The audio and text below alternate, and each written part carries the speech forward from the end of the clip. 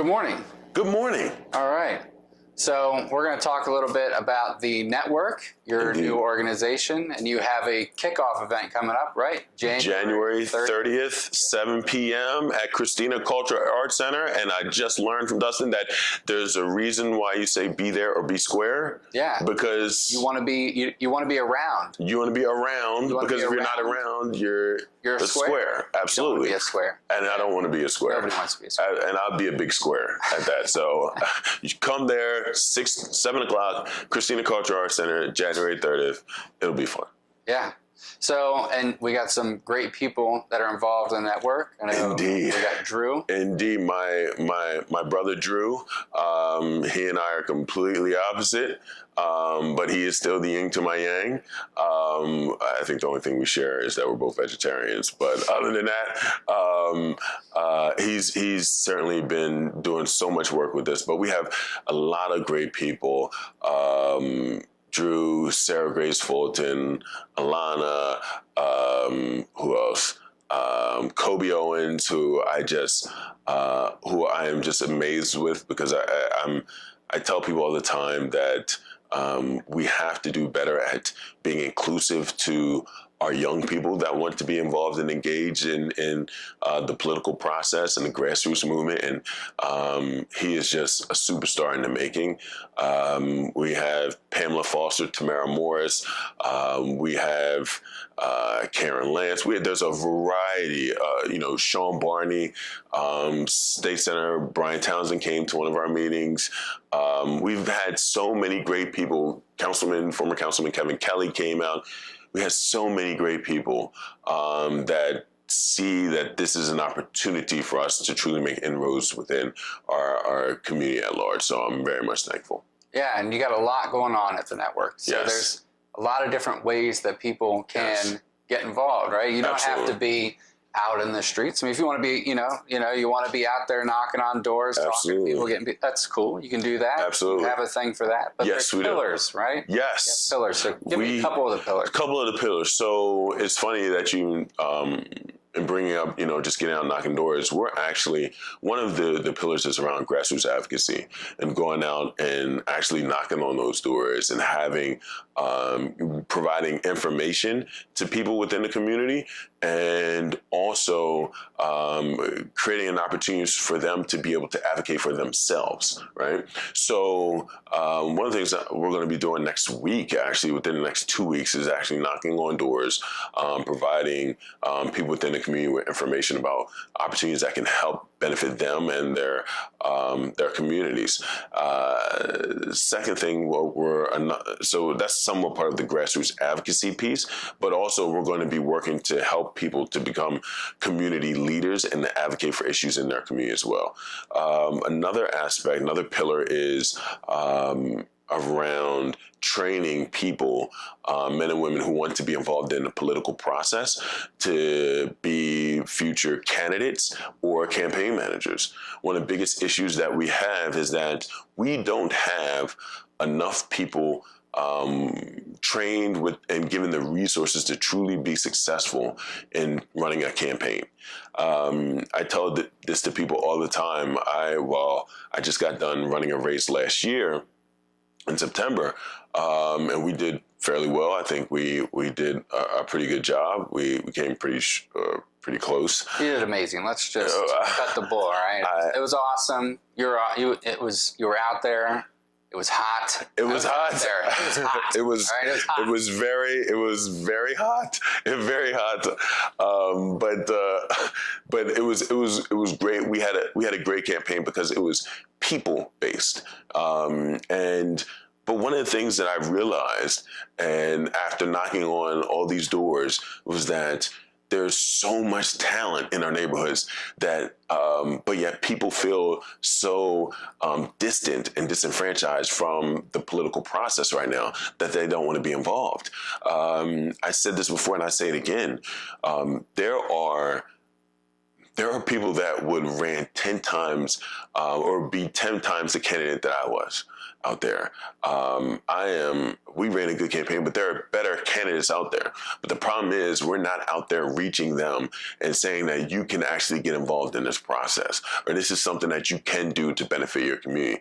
Many people feel apathetic towards the whole political process. So for me, it's important to recognize the fact that there are brighter people out there, and there are more talented individuals out there. And so how do we go about this process of bringing them involved in this, in political campaigns, so that they can advocate for themselves in their communities? But also, how do we create the back office for a lot of these candidates? How do we provide the opportunity for the next amazing campaign manager from Newcastle who never would have thought that he or she could use her skills, his or her skills, in order to shape an election? How do we find that young woman out there who wants to be that young woman of color who wants to be a finance director, that wants to help raise money for candidates that she believes are pushing the right ideas and values? This is why it's so important that we have to be inclusive. For too long, we've just had a certain group of people that run politics in the same old way, and we get the same old results. Indeed. The Delaware way. Indeed. Yeah. Indeed. So January 30th, I want to bring that round again. January 30th, 7 o'clock. 7 at night? 7 at night, not 7 in the morning. Not everybody's up like us. Yeah, absolutely, and it'll be fun. How long do you think it's gonna last? I would say hour and a half. And if it's longer than that, you're certainly. And it's such a good time. Great people. Absolutely. Usually there's pizza. Usually there's pizza. I don't know. It may arrive. It may just happen to make its way there. You never know. Just for the pizza. You can come just for the pizza. It's fine. Absolutely. You come for the pizza, and then we'll stay for the young. Absolutely. You stay for the network. Absolutely. It's what I like the most about the network is the fact that it's a variety of people from a variety of different places, right? It's a very diverse group. Very diverse group, different cast of characters. You have people, this isn't like a Wilmington thing. This is not a Newark thing, or it's not a Dover thing. It's not a Newcastle County thing. We have people throughout this state that look like the people in this state. There's not just a bunch of, it's quite easy as a man of color to just say, I'm going to call up all my friends and just have people of my age demographic, of my race, and of my socioeconomic status come and be a part of something. But this is something where you have white, Black, Latino, you have a variety of different individuals. You have a variety of different people from certain who offer certain perspectives on life and their walks in life. So you have PhDs from U of D. You have a woman who works for a fitness center. We have people who are trying to get themselves acclimated to the community after moving in from another area. We have people from Newark. We have people from Claymont. We have people from Wilmington, East Side, West Side. It's just a beautiful thing, and it is reflective of the state that we have. And so that's what I'm most proud about.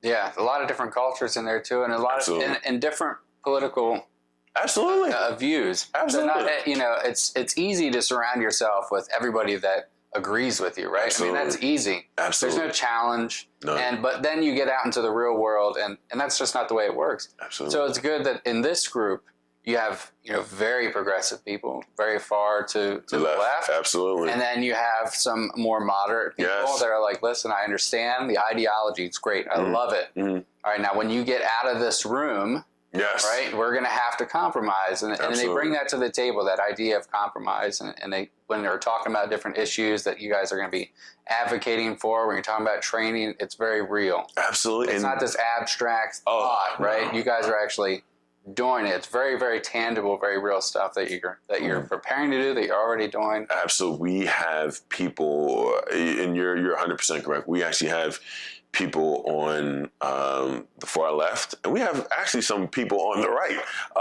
who are more conservative. And when we have libertarians as well, we have just a variety of people from different areas and different communities, and that's what makes it so amazing. And I'm just truly thankful for all these different individuals coming forth and providing their thoughts, their ideas on how we can make our community at large that much better. Yes. So I want to touch on just a couple more things. Sure. That's all right, if we got time. Absolutely. So in your different pillars, you're going to be tackling some pretty big issues. Not just, we talked about training, we talked about, advocating for self, but there's a couple issues that you're going to also kind of hone in on a little bit. Absolutely. So let's talk about it. So some of the things that we're going to be touching on are issues of economic inequality.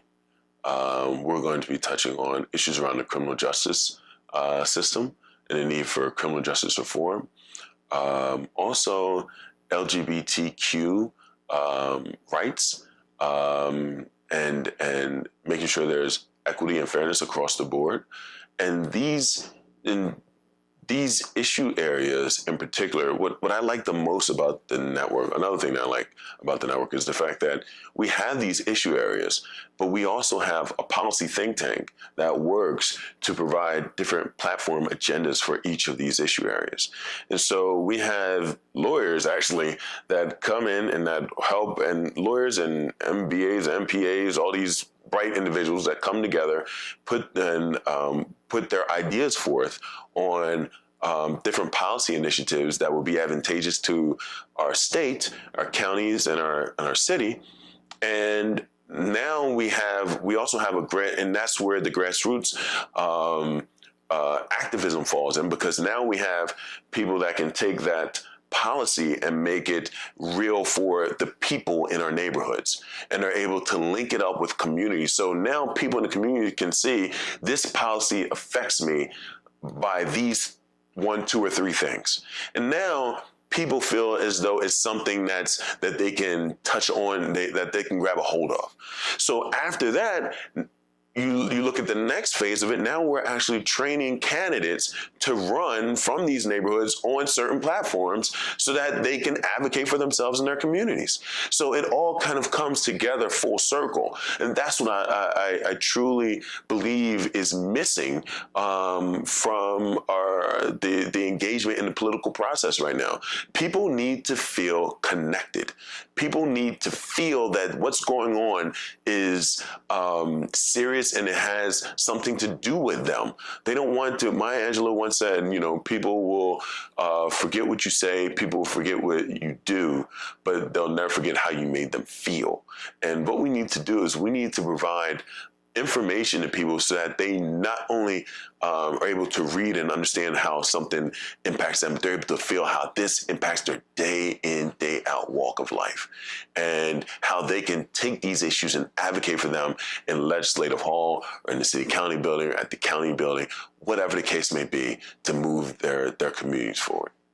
And you have some I know you have plans on going down to Legislative Hall outside of the network. Is the network going to be getting down there in Dover? They're going to be going down there and talking to senators, House Representative. Absolutely, it's very important that we are understanding of how our legislative, executive branch, judicial branch, how they work and the implications that they have on the people of our state.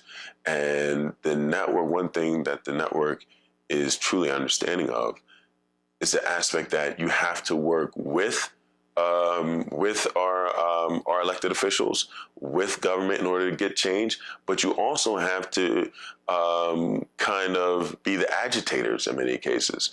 You have to be the agitators that go and protest if you don't believe in what's going on. We actually have a part, I believe Rachel Livingston is kind of chairing this committee, but around nonviolence, protests, and civic action. So we understand the fact that we have to hold our leaders accountable, but also we must flank them and protect them when they're doing the right thing. Oftentimes we say, when individuals get elected to office, that we're just going to hold them accountable. We're going to hold them accountable. We're going to hold them accountable. We're going to hold them accountable, which is great. But also you have to flank them and protect them when they're doing the right thing. It's one thing to hold them accountable, but if they go stick their neck out and say, you know what, I'm standing up for the right cause and I'm standing up for people, then we also must flank them and say, you know what, we're going to knock doors for you to show our support of what you're doing. Because if not, if they stick their neck out, it's so easy for them in many cases to be challenged in their next election or next race and lose for sticking their neck out. So it is dependent upon us to be more than just spectators. We have to hold them accountable, but we also must provide cover for them when they're doing the right thing. We must be the ones that say thank you for doing the right thing on certain issues that are important to us. So it goes both ways. Yeah. The hands wash each other. So it's a part of being agitators. It's a part of having dialogue and providing actual policy platforms, but it's also a part of being there to provide assistance and to provide cover for when people are doing the right thing. Yeah, I think people underestimate just how powerful it is to talk to we're a small state, right? Like we can do that. We can talk to our senators. We can talk to our representatives. You can make phone calls. You might get a legislative aid, but it's not deaf ears here, and they're not hard to get in touch with. Absolutely. And most of them want to be reached. They want to know how you feel, so that they can do the right thing, so that they can get reelected. This small state we have the ability to do that. I agree, and I would even I say this to people all the time. I was having a conversation with a friend of mine from Chicago, and I said the beauty about Delaware is that if we had a race with the 49 other states, and you said, in this race, you have to do 4 things. You have to shake your 2 United States senators' hands. You have to shake your governor's hand, and you have to shake the CEO of the largest company that you have in the state. I swear, I think Delaware would win every time. Yeah. I think we'd win every time. You can make this happen probably within a day. As long as they're saying you could probably see 2 at a local coffee shop. Yeah. This is just how they're probably meeting right. They're probably meeting now. Absolutely. Yeah.